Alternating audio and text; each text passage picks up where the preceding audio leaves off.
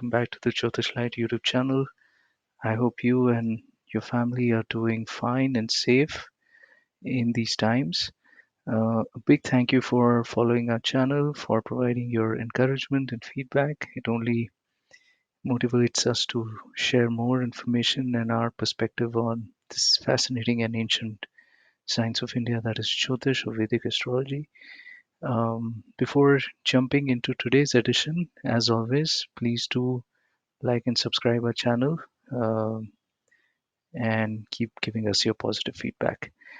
Now, for today's edition on Vedic astrology for beginners, I thought we can spend some time just trying to demystify or make sense of what really Jyotish is. And especially for beginners, there's just tons of information, and it's very easy to get overwhelmed and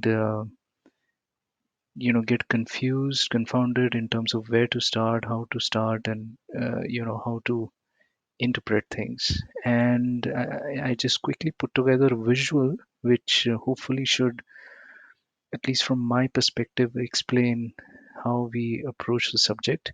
And mind you, given that I have to compress everything in say 8 to 10 minutes, I may not go into details or may not cover all the elements, but I think this bird's eye view is a good enough representation of what the subject and topic is all about. So um, let me start with what I had alluded to in some of my previous videos as well. The basic underlying philosophy of the Vedic culture and hence Vedic astrology is the fundamental belief and observation of um, multiple lives and reincarnation. In that, the soul takes uh, birth in multiple lives in different physical forms in different conditions, and in each uh, iteration of the birth, let me put it this way, there are certain pending uh, accumulated karma which come into fruition, that gets coupled with whatever action the soul takes in this physical body, and that's how the life sort of evolves, shapes up, and really the ultimate aim, and this is what the scriptures said. I haven't experienced it myself, of course, but this is what the scriptures say, is for the soul to reach that enlightenment stage where it doesn't have to take birth again, and it can break away from this cause and effect cycle of birth and rebirth.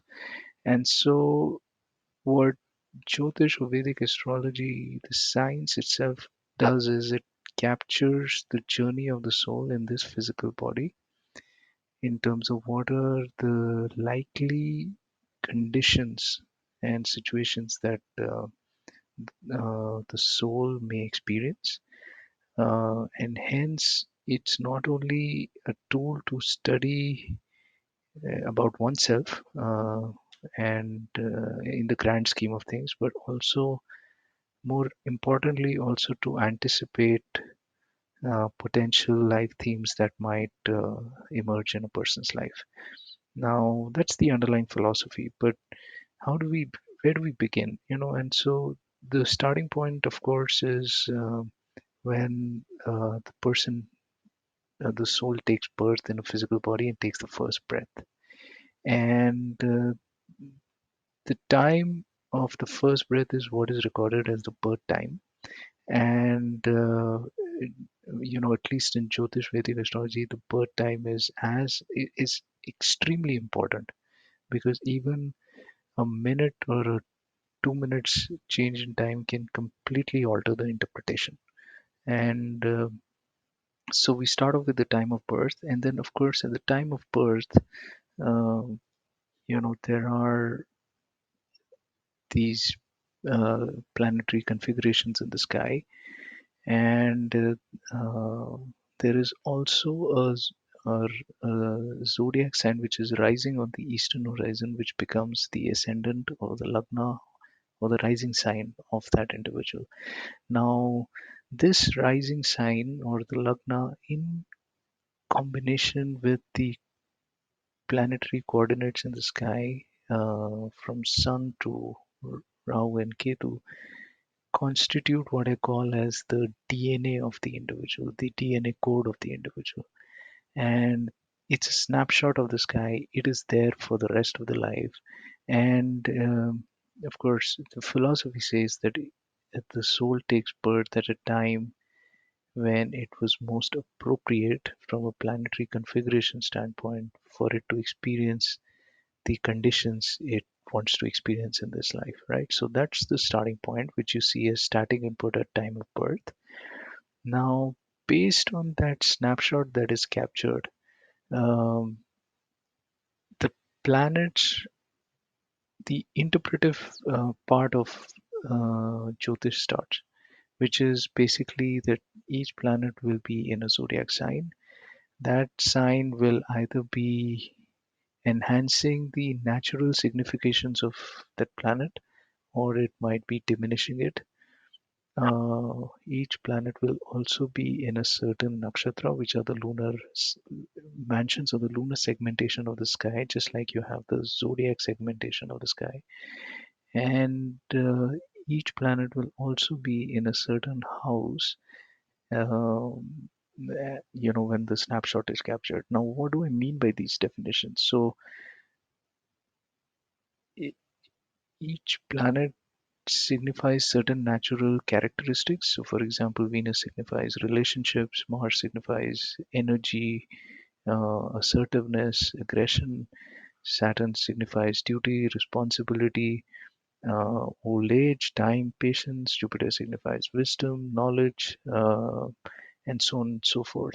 And, depending on which zodiac sign they were in, the sidereal zodiac sign, their significations either get enhanced or they get diminished. And the same holds true for the nakshatras that they are in. Now, what do I mean by houses? Houses are basically nothing but areas of life. So there are 12 houses in any birth chart or the snapshot. Each house corresponds to a different area of life. So, for example, the first house will correspond to your physical body. The second house will be the family you're born into, or the accumulated wealth that you have, or the speech or the food that you eat, um, and so on and so forth. And uh, these are then derived into divisional charts, um, and certain derivations are interpreted. Now, that's the static part of the equation. The dynamic part of the equation is, of course, when the static elements get activated, and that happens when a person runs planetary periods or sign-based periods. And the transits, which is the current position of the planets in the sky, actually aid those dashas or the planetary periods to activate certain parts of that static equation.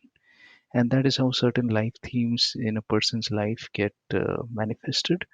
Now, again, uh, this is in conjunction to the free will or the action that the person takes in this life.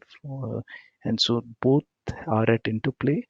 And finally, the results of that manifest in the form of events, people, the kind of situation the person goes through. And all of it is, of course, again, the soul's evolution to reach that state of enlightenment over many lives. So I hope this session was useful. Please do subscribe to the channel and please provide your positive comments and feedback to us. Thank you.